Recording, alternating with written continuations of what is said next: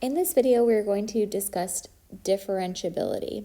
So differentiation is the process of taking the derivative, and in order for something to be differentiable, it has to be able to have a derivative there. So we're going to look at this graph and figure out where the following graph is not differentiable, and then calculate the derivative at some specific spots. So if we try to figure out where is it not differentiable, what would make something not differentiable? There are three reasons why something would be not differentiable. The first off being if there's a discontinuity. We don't know what the derivative or the slope at the instance would be if we have a discontinuous part of the graph.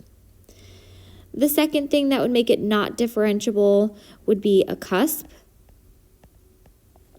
So discontinuity is where you go from one part of the graph to another. We don't know what the derivative is at the specific part where we jump from one piece to another.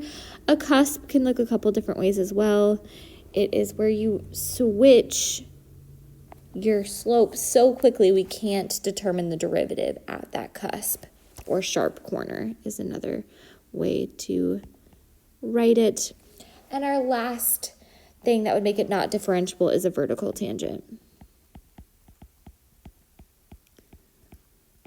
When the tangent line would be vertical if we tried to draw it, and we know that the slope of a vertical line is undefined. So if it looks like it has a vertical tangent, that derivative is not defined. So I always think of the cube root of x. If we look at a picture of what that looks like, a picture would do a much better job, but it switches so fast, it looks like part of it, the slope is vertical.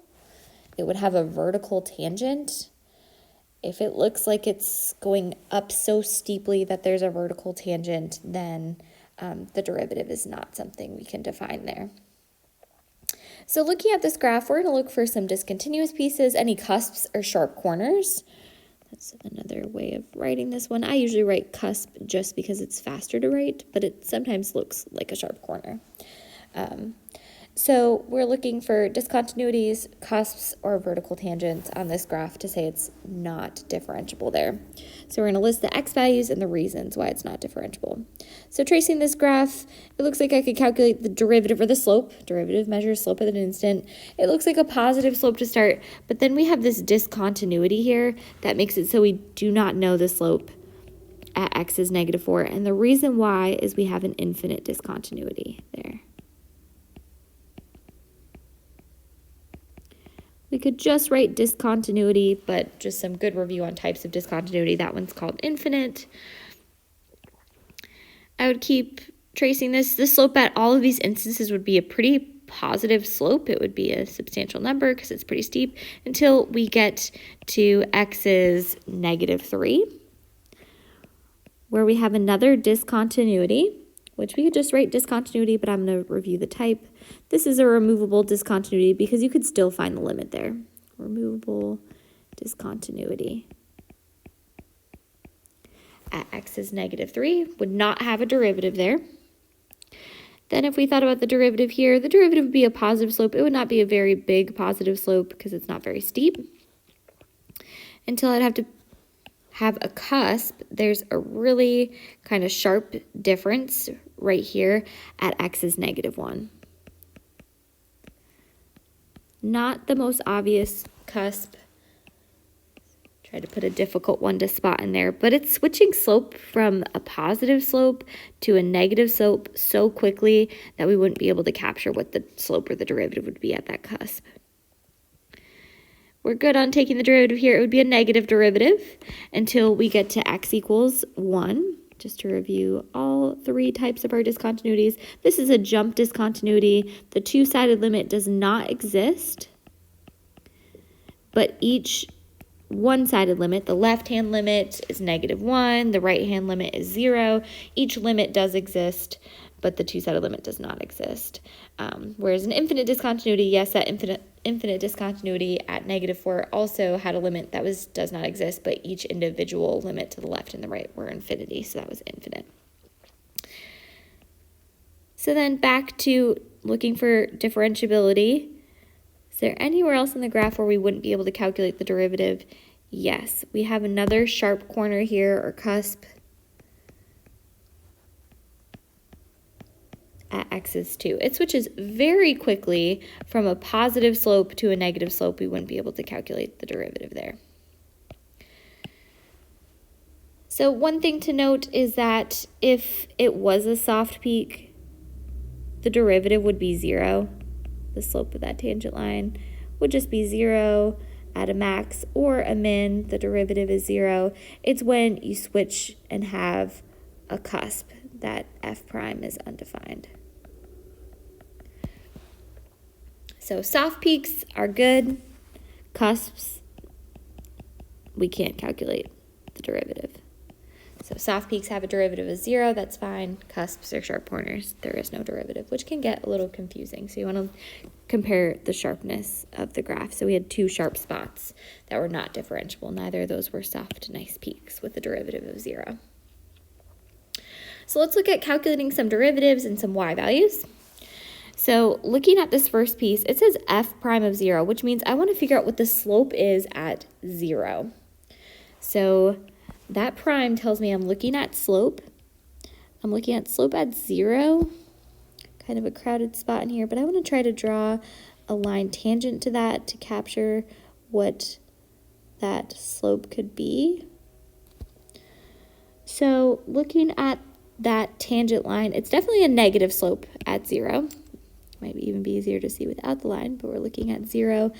And we want to estimate that slope. I would say that slope is maybe like negative 0.9. It's not a perfect answer. It's not a linear function where I can just calculate what the slope would be. But you could say negative 1, negative 1.1, negative 0.9, kind of whatever you think that it looks like. There's not a perfect answer here. But if we try to draw a tangent line, it looks like it has almost a negative 1 slope. So somewhere around negative 1 would be sufficient. The next piece says f of 1, so be careful. This is looking for a y value. That difference between having a prime means looking at the slope or the derivative. Not having the prime means looking for a y value.